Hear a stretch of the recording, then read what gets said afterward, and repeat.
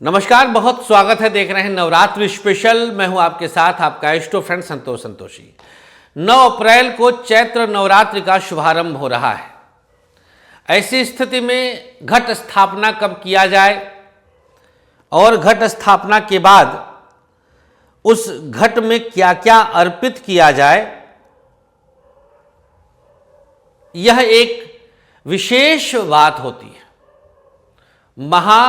विशेष बात होती है कि कब घट स्थापना किया जाए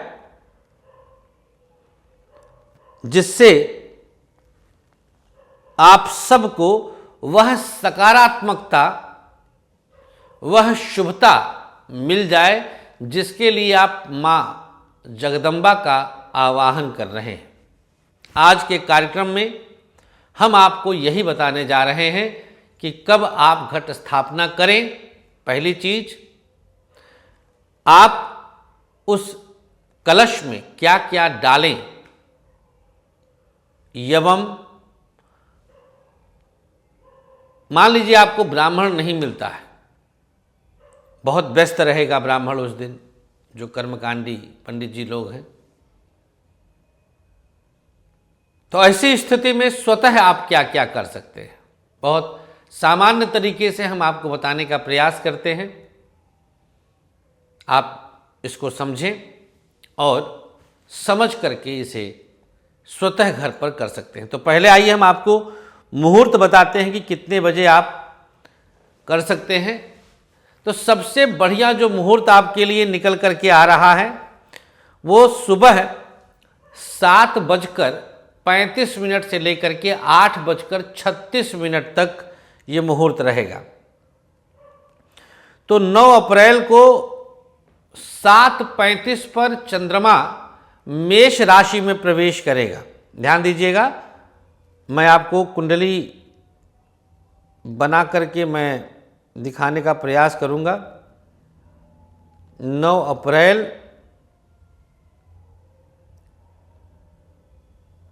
सुबह 7:36 जब चंद्रमा मेष राशि में प्रवेश कर रहा है। ध्यान दीजिएगा, ये वो समय होगा 9 अप्रैल को जब मेष लग्न का भी उदय रहेगा। तो ये बहुत बड़ा मुहूर्त हम आपको बताने जा रहे हैं। वृश्चिक नवमांश होगा,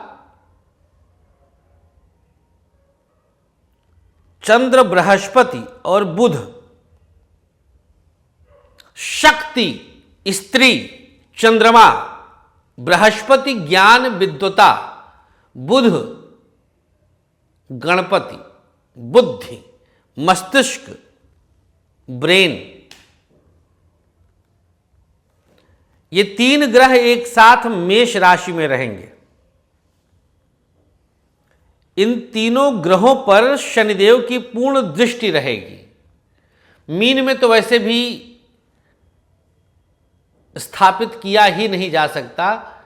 अगर कोई 7:36 से पहले आपको बताता है घट स्थापना का मुहूर्त, तो वह निरापद है, क्योंकि उस दौरान राहु, चंद्र, माफ कीजिएगा, राहु, सूर्य, शुक्र एक साथ रहेंगे। तो ये तो हम बता ही नहीं सकते। मेष राशि में, मेष लग्न में आप 7:36 से इसे 8:35 तक, 30 मिनट तक स्थापित कर लीजिए। तो ये तो हो गई मुहूर्त की बात कि कब आप कितने बजे से कितने बजे के बीच में घट स्थापना कर लें। ये हमने आपको तर्क के साथ समझा दिया है, बता दिया है। पंचांग की बात अलग है, बाकी हर बातें अलग हैं। तिथि देखा हमने, राशि देखा हमने, लग्न देखा हमने, नवमांश देखा हमने। ये पर्याप्त है अपने आप में, बाकी कुछ देखने की आवश्यकता नहीं है। ये मेरा शोधित है, तो आपको कुछ कहीं जाने की और सुनने की ज़रूरत नहीं है। अब देखें, आप घर में जो ईशान कोण होता है वहीं पर कलश को स्थापित करना है। तो पंचगव्य से गौ गोबर से लिपाई होती थी हम लोग के समय में, अब तो यहाँ मिल नहीं पाएगा। तो पंचगव्य ले लीजिए, थोड़ा सा गाय का गोबर, दूध, दही, घी और गौमूत्र। पंचगव्य 5 चीज़ें गौ माता की। इसमें से जो भी मिल जाए आपको, ना मिले गंगा जल सामान्य जल से, उस स्थान को जो आपके घर का ईशान कोण है उसको आप पोंछ लीजिए। इसके बाद बढ़िया सी रंगोली बना लीजिए, चौक बना लीजिए हल्दी और आटे से। जौ का आटा, चावल का आटा जो भी मिल जाए मिला करके आप कुछ अबीर गुलाल के साथ बढ़िया सुंदर सा सजावट चौक बना लीजिए। मध्य स्थान पर स्क्रीन पर देखें आप, एक उल्टा त्रिभुज, एक सीधा त्रिभुज, यह शक्ति का यंत्र है। यह बना करके और उस पर कलश रख दीजिए। अच्छा, नीचे बालू, रेता आदि से, गोबर आदि से सतनाजा, कुछ लोग केवल जौ बोते हैं क्षेत्रीय के लिए, कुछ लोग 7 प्रकार के अनाज भी बोते हैं। मूल है जौ, बाकी आपकी अपनी श्रद्धा है, इसके चक्कर में ना पड़िएगा कि इससे कुछ शुभ अशुभ होता है। ये सब बहुत सामान्य चीज़ें हैं, इनको आप बहुत दूर तक सोच करके मत चलिएगा कि ये बहुत ज़रूरी है, नहीं तो पूजा अधूरी रह जाएगी, ऐसी कोई बात नहीं है। आप इसे कलश वहाँ पे रख दीजिए नीचे सब बो करके। अब कलश में वरुण स्थापित किए जाते हैं, जल ही जीवन है, यह प्रतीकात्मक रूप से कलश के अंदर आप जल डाल दीजिए और उस जल में कुछ चीज़ें आप लोग नोट कर लें, स्क्रीन पर भी आप लोग देख सकते हैं। एक चांदी का सिक्का, 7 प्रकार का अनाज, पंचद्रव्य, पंचरत्न, थोड़ा सा इत्र, ध्यान से सुनिएगा, सतनाजा, 7 प्रकार के अनाज, पंचरत्न, 5 प्रकार का रत्न आता है बाजार में, पंचद्रव्य, पंचगव्य, ये सब सामग्रियां डालनी है। एक सिक्का चांदी का, लक्ष्मी गणेश बने होते हैं, आप लोग के पास होगा ही, वो डाल सकते हैं, बाद में इसको अपने पास ही रखना होता है। दूर्वा, काले तिल, ये सब सामग्री, थोड़ा सा इत्र डाल करके कटोरी या मिट्टी का ही जो दिया होता है बड़ा मुंह का, उससे कलश के मुंह को ढक दीजिए। अब इसके चारों तरफ आप 9 आम के पत्ते या अशोक के पत्ते सजा दीजिए, जो कलश के मुंह को सजाया जाता है, जैसा कि स्क्रीन पे आप देख रहे हैं। और जो दिया रखे हैं, दिया ना मिल पाए तो कटोरी जो रखे हैं जिसमें चावल भरा जाता है, उसके ऊपर नारियल, और नारियल को लाल कपड़े से लपेट दिया जाता है शुभ करने के लिए, उसको कलावा से बांध दीजिए और ये आपका कलश तैयार हो गया, घट स्थापना हो गया। इसके समक्ष बैठ करके एक अखंड दिया जला दीजिए और फिर दुर्गा सप्तशती की पुस्तक आसन पर रख करके और फिर उसी का पाठ किया जाता है। इसके अलावा आप माँ दुर्गा की प्रतिमा, मूर्ति जो भी सजाना चाहें वो आप सजा सकते हैं, वो आपकी अपनी श्रद्धा है, आपकी अपनी क्षमता है, आपका अपना, जैसे आप करना चाहें करें।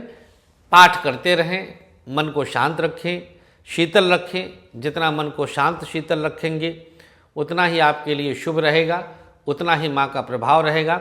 अपने आप को बिल्कुल शांत चित्त रखें, कम से कम बोलें, कम से कम बातें करें, ज़्यादा से ज़्यादा देवी मंत्रों का जाप करें। ओम ऐं ह्रीं क्लीं चामुंडायै विच्चे, इस मंत्र का जाप करें। ओम ह्रीं दुम दुर्गायै नमः, इस मंत्र का जाप करें। बिल्कुल शांत चित्त रहें और बिल्कुल अपने आप को रिजर्व रखें। दाढ़ी बाल इसमें नहीं बनाए जाते, माँ का आशीर्वाद लिया जाता है। ध्यान ज़्यादा से ज़्यादा माँ के चरणों में लगा रहे, इससे अच्छा क्या होगा। तो समय बताया हमने, कलश कैसे स्थापित करना वो बताया हमने, खुद से कैसे करना वो बताया हमने। और आप लोग इस कार्यक्रम को शेयर करें ज़्यादा से ज़्यादा संख्या में, जिससे लोगों तक पहुंचा सकें आप, और लोग जान सकें कि उन्हें बहुत ज़्यादा आडंबर में नहीं पड़ना है, बहुत ज़्यादा चक्करों में नहीं पड़ना है कि नहीं ये नहीं होगा तो ये हो जाएगा। लोग बोलेंगे, रील पर व्यू लेने के लिए लोग बोलते हैं कि ये नहीं करेंगे तो ये हो जाएगा, ऐसा कुछ भी नहीं है, होता कुछ नहीं है, वही है वही जो राम रच राखा, सब निश्चिंत रहिए। हाँ, ऐसा कर लेंगे तो अच्छा होगा, ये मानिएगा। मतलब हम 4 कदम चल लेंगे तो 4 कदम चलने का रिजल्ट मिलेगा, और नहीं चलेंगे तो बैठे रहेंगे, बस इतना ही होगा। ऐसा नहीं कि ये नहीं करेंगे तो ये हो जाएगा। शुक्रिया। कार्यक्रम को जरूर शेयर करिएगा अपने मित्रों तक, व्हाट्सएप के ग्रुप में, फेसबुक के ग्रुप में, जिससे आपके अपने सगे संबंधियों तक प्यारी जानकारी, अच्छी वाली जानकारी, माता रानी की जानकारी पहुंच सके। नमस्कार, श्री राधे। आचार्य विश्व प्रसिद्ध ज्योतिषाचार्य संतोष संतोषी जी ने अपने 13 वर्षों के कठोर रिसर्च के बाद आप सबके खुशहाल जीवन के लिए लाए हैं एक अनमोल उपहार, ग्रहदीप। समस्त प्रकृति की शक्ति को अपने अंदर समेटे ये ग्रहदीप आप सबके जीवन में पूरी तरह से खुशियां ला सकता है। कैसी भी दशा, कैसा भी ग्रहों का हो दुष्प्रभाव, बस एक ग्रहदीप आपके जीवन को भर देगा खुशियों से।